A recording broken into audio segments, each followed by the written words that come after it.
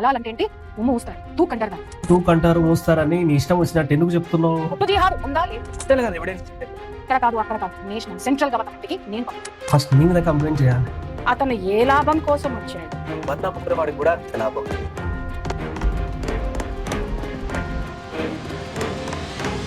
Medaram కోవబం issue తర్వాత ఆ channel నుండి ఒక వీడియో రిలీజ్ అయింది. ఆవిడ చేసిన క్లైమ్స్ ఏంటి, అందులో రియాలిటీ ఏంటి, మనం ఈ వీడియోలో మాట్లాడుకుందాం.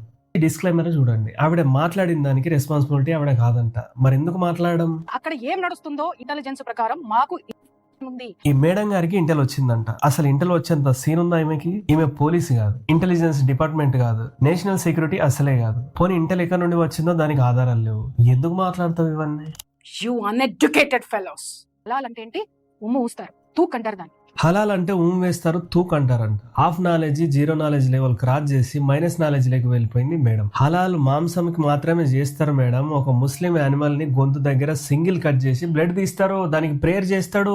అంతేగాని తూక్ అంటారు, మూస్తారని నీ ఇష్టం వచ్చినట్టు ఎందుకు చెప్తున్నావు? నీకు హలాల్ నచ్చకపోతే ఫాలో అవ్వకు, కుదిరితే గవర్నమెంట్ కి చెప్పి బ్యాన్ చేయించు. ఫేక్ నెరేటివ్ ఎందుకు వాడుతున్నావు? You uneducated fellows. బన్ కి హలాల్ చేశాడంట. బన్ కి ఎవడన్నా హలాల్ చేస్తాడా? బుర్రున్న ఎవడైనా హలాల్ దేనికి చేస్తాడో తెలుసు. మరి నీకు బుర్రు ఉందా లేదా అది నీకే తెలియాలి. అది వెజ్ ఐటమ్స్ కి, స్వీట్స్ కి హలాల్ ఉండదు మేడం. అందులో యానిమల్ ప్రొడక్ట్స్ లేవని హలాల్ సర్టిఫికేషన్ ఇస్తారు.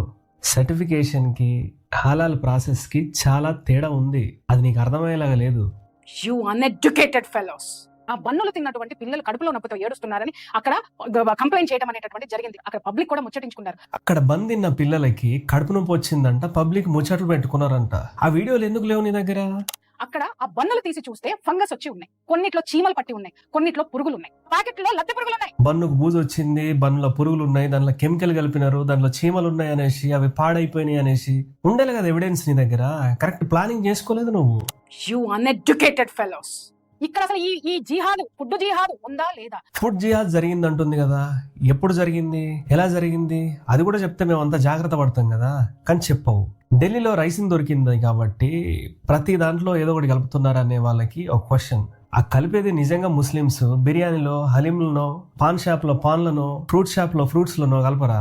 ఓన్లీ ఈ పాలకోవా దాంట్లోనే దొరికిందా వాళ్ళకి? ఇంకా ఏది దొరకలేదా కల్పనీకి?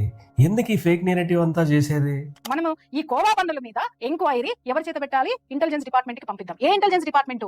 ఇక్కడ కాదు అక్కడ కాదు, నేషనల్ సెంట్రల్ గవర్నమెంట్ కి నేను పంపిస్తాను. ఈ మేడం గారు ఎన్ఐకి కంప్లైంట్ చేస్తుందంట. ఫస్ట్ నీ మీద కంప్లైంట్ చేయాలి. అనవసరంగా మతాల మధ్యలో చిచ్చులు పెడుతున్నావు. ఏమని కంప్లైంట్ చేస్తావు? కోవా కలితే అయిందనేసి ఎన్ఐకి కంప్లైంట్ చేస్తావా?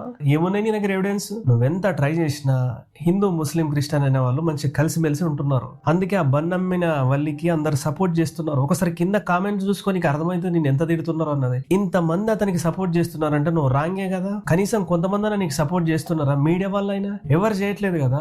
ఏం మాట్లాడుతావో నీకే తెలియదు, ఒరుడో కూడా తెలుసు అంతే. రోజుకి 500 బండ్లు అమ్మితే అతనికి వచ్చేటటువంటిది 1500 రూపాయలు. అక్కడ 4 రోజులు అమ్మాడు అనుకుందాం. 3 రోజులనే చెప్తున్నారు, 4 రోజులు అమ్మాడు అనుకుందాం. ఆ 4 రోజులు అమ్మినటువంటి ఫుడ్ ఏదైతే ఉందో దాని మీద వచ్చేటటువంటి లాభం ఎంత సార్? ఎంత చెప్పండి? 1500 × 4 = 6000 రూపాయలు. చాలా కష్టపడి లెక్కలు బాగా చేసినావు నువ్వు. ఈ 900 కిలోమీటర్లకి కూడా ఆ పెట్రోల్ ఖర్చు ఏంటో, టోల్ గేట్ ఎంతండి?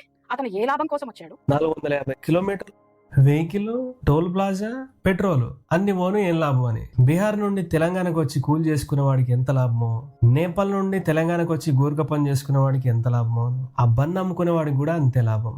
ఒక పని చేయి నువ్వు. ఈ వల్లి వాళ్ళకి ఎన్ని అప్పులు ఉన్నాయి, వాళ్ళ ఇంట్లో ఎంతమంది ఫ్యామిలీ మెంబర్స్ ఉంటారు, వాళ్ళకి నెలకి ఎంత ఖర్చు అవుతుంది, ఆ రివ్యూ అంతా తీసుకోలేకపోతే అంత ఖాళీగా ఉన్నట్టున్నావు నువ్వు. బ్రతుకు తెరువు కోసం వచ్చిన వాళ్ళకి 1000 రూపాయలు కూడా లాభమే, వాళ్ళకి 1,00,000 రూపాయలతో సమానం. నీలంటూ వాళ్ళకి అర్థం కాదు అది. You uneducated fellows. మీడియా అని చెప్పుకొని ఇంటెల్, ఎన్ఐ అనే పెద్ద పెద్ద మాటలు మాట్లాడే నీలాంటి వాళ్ళు better get some knowledge. First నువ్వు చెప్పిన దానికి రెస్పాన్సిబిలిటీ తీసుకో, ఆ తర్వాత ఎవిడెన్స్ తీసుకురా. హిందూ, ముస్లిం, క్రిస్టియన్ పంచాయతీ పెట్టి నువ్వు ఫేమస్ అయిపోయి వ్యూవర్స్ కోసం ఇంత డ్రామా చేస్తా అంటే జనాలేం పిచ్చోళ్ళు కాదు.